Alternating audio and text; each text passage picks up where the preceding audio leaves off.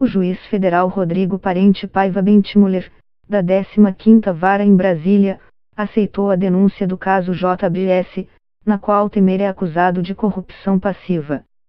E, nesta sexta-feira, 29, o ex-presidente foi denunciado mais 2 vezes pela Força-Tarefa da Lava Jato no Rio de Janeiro. A defesa de Temer contestou as denúncias. Como tudo que nasceu daquela operação ilegal e imoral, essa imputação também é desprovida de qualquer fundamento, constituindo aventura acusatória que haverá de ter vida curta, pois, repita-se, não tem amparo em prova lícita nem na lógica, disse, em nota, o advogado Eduardo Carnelos, que representa o MDBista. Ao todo, Temer já foi denunciado 5 vezes pelo Ministério Público e é investigado em 10 inquéritos. Mas qual é o destino jurídico do MDBista? Em que pé estão as demais apurações contra o ex-presidente? Quando Temer deixou a presidência da República, as apurações a respeito dele foram distribuídas da seguinte forma: 4 foram para a primeira instância da Justiça Federal em Brasília, 4 estão na Justiça Federal em São Paulo, 1 foi para a Justiça Federal no Rio de Janeiro, e 1 está na Justiça Eleitoral, também em São Paulo. Na tarde desta sexta-feira, em entrevista a jornalistas, os investigadores da Lava Jato no Rio de Janeiro disseram acreditar que a prisão de Michel Temer é devida e que vão recorrer da decisão que soltou o ex-presidente, nesta segunda-feira, 25. Na entrevista, o procurador Eduardo Elage disse que Temer e seu grupo continuaram praticando o crime de lavagem de dinheiro que justificaria sua prisão antes dele ser condenado. Caberá à Justiça Federal neste estado dar sequência à maior parte das investigações mais antigas e mais bem fundamentadas sobre Temer, que dizem respeito ao Porto de Santos, antiga área de influência política do MDBista. O ex-presidente foi preso no dia 21 de março, uma quinta-feira. Outras 9 pessoas foram presas na mesma operação. No fim daquela semana, um HD externo com cerca de 80 GB de informação chegou ao escritório da Força-Tarefa da Lava Jato Paulista. Eram informações enviadas pelo Supremo Tribunal Federal para embasar as apurações dos procuradores de São Paulo nos 4 inquéritos envolvendo Temer que agora tramitam na Justiça Federal no estado. Temer foi preso no âmbito de um desdobramento da Operação Radioatividade, que investiga suspeitas de corrupção na estatal eletronuclear, de energia atômica. Naquela quinta-feira, os investigadores da Lava Jato Paulista foram deslocados para ajudar na operação, autorizada pelo juiz federal Marcelo Bretas, do Rio de Janeiro. Corre na Justiça Federal em São Paulo o inquérito que investiga suspeitas de superfaturamento em um contrato da Argeplan com o Tribunal de Justiça do Estado de São Paulo, TJSP. A Argeplan é a empresa de arquitetura e engenharia do coronel reformado da PM de São Paulo João Baptista Lima Filho, o Coronel Lima. Lima é amigo pessoal de Temer desde a década de 1980 e para o MPF, é também o operador financeiro do ex-presidente.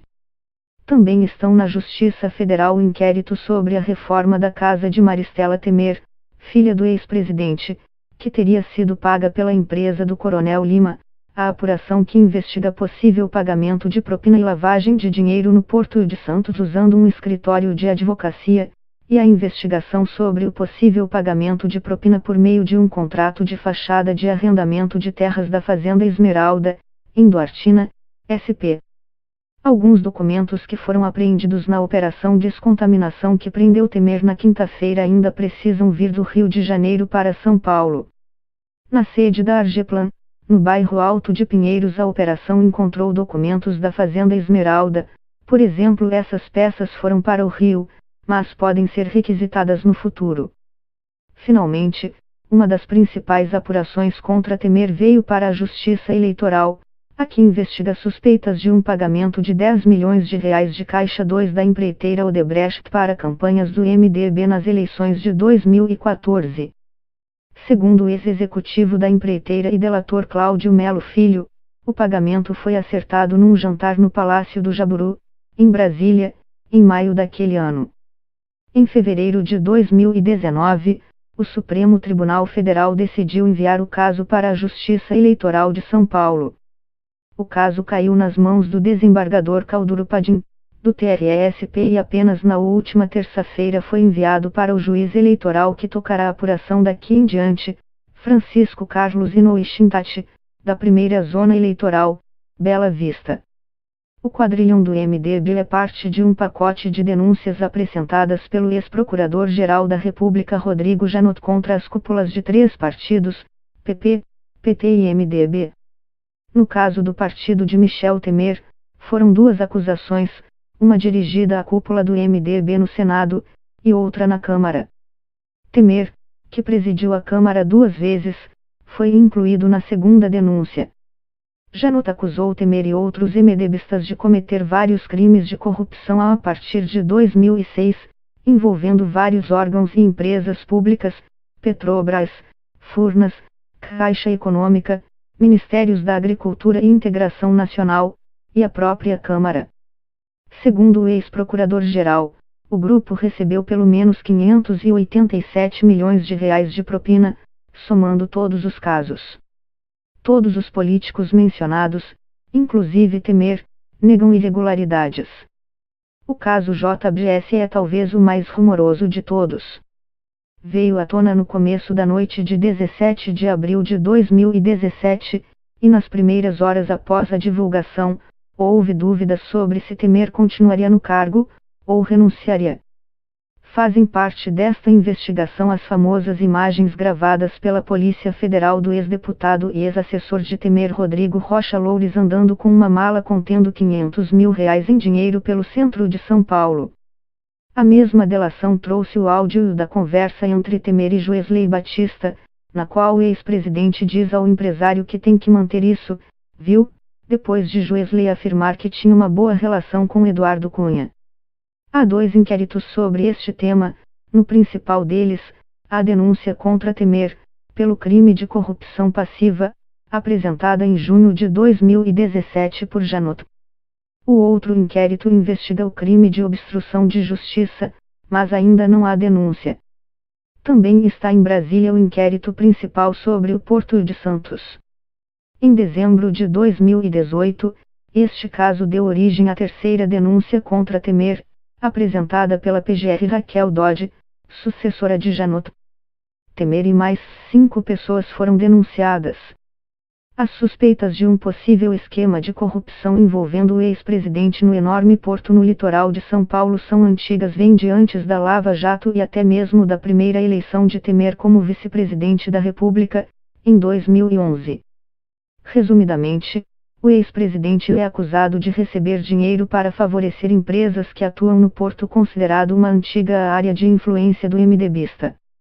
No começo desta semana, Carlos Henrique disse estar de acordo com a denúncia anteriormente apresentada pela PGR no caso JBS. E, na quinta-feira, a denúncia foi acolhida pelo juiz do caso, tornando Temer réu pela primeira vez nas investigações da Lava Jato. Embora o processo relativo a Temer ainda esteja no começo, este caso pode chegar a seu final em breve em relação a outro acusado, Rodrigo Rocha Loures. O caso dele chegou antes à primeira instância, e já está bastante avançado. Acusação e defesa já apresentaram suas alegações finais, que são a última etapa antes da sentença.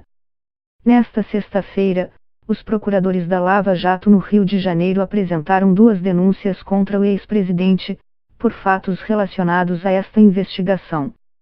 Em uma das denúncias, Temer é acusado dos crimes de corrupção e peculato, apropriação de dinheiro público, na outra, de lavagem de dinheiro. O ex-ministro Moreira Franco, que tinha sido preso junto na mesma operação em que Temer, também foi denunciado.